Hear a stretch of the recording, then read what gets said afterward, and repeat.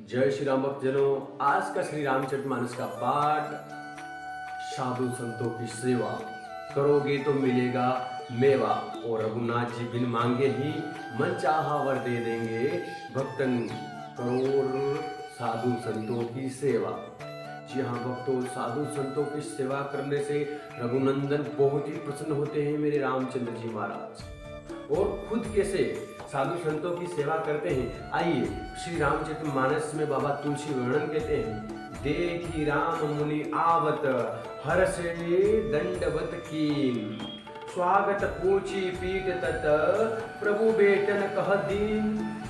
अर्थात सनकादि मुनियों को आते देखकर श्री रामचंद्र जी ने हर्षित होकर दंडवत की और स्वागत कुशल पूछकर प्रभु ने उन्हें बैठने के लिए अपना पीताम्बर बिछा दिया।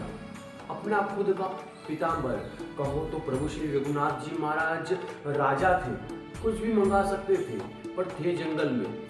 तो वो लक्ष्मण जी, भरत जी और कई हनुमान जी से किसी से भी बोल सकते थे कि लाओ ब्राह्मणों को बिछाने के लिए मुझे पीताम्बर दो, लेकिन अपना स्वयं का रघुनंदन ने पीताम्बर साधु को उनके लिए, संतों के लिए बिछा दिया।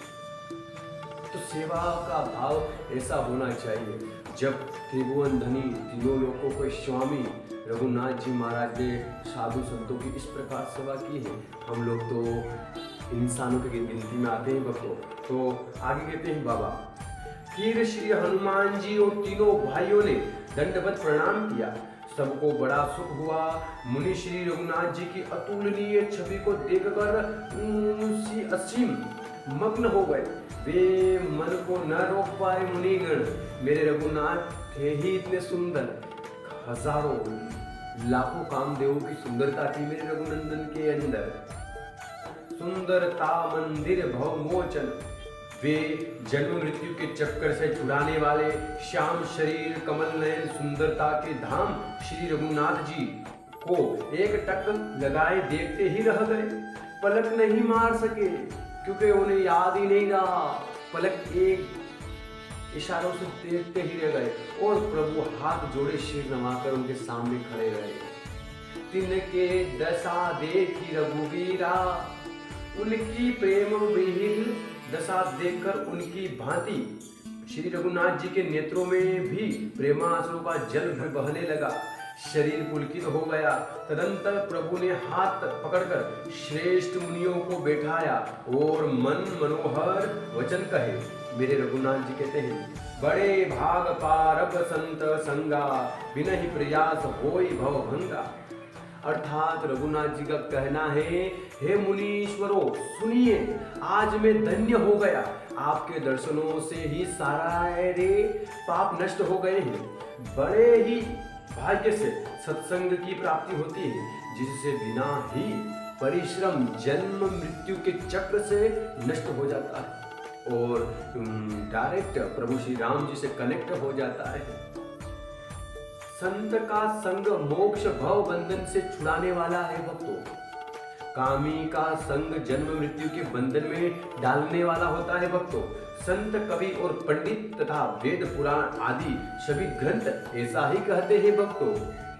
संत संग अपवर्ग कर, कामी भव कर पंथ, कहै संत कवि गोविंद, श्रुति पुराण सदग्रंथ।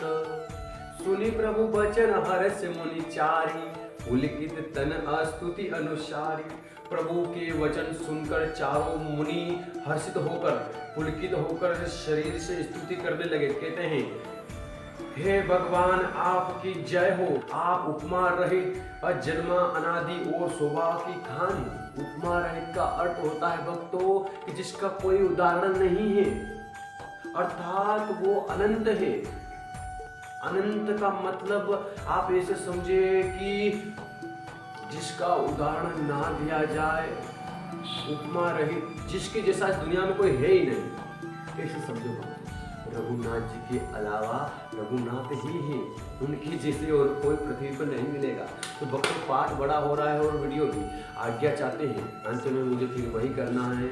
और वही कहना है कि प्रेम से वीडियो को लाइक और प्यार से चैनल को सब्सक्राइब करके मेरा उत्साह ज़रूर बढ़ाइएगा। ऐसा ही वीडियो लाता रहूँगा। और हाँ, बेल आइकन दबाना ना भूलिएगा, वरना आपसे अगला वीडियो मिस हो जाएगा। आज्ञा दीजिए, फिर मिलेंगे। जय श्री राम।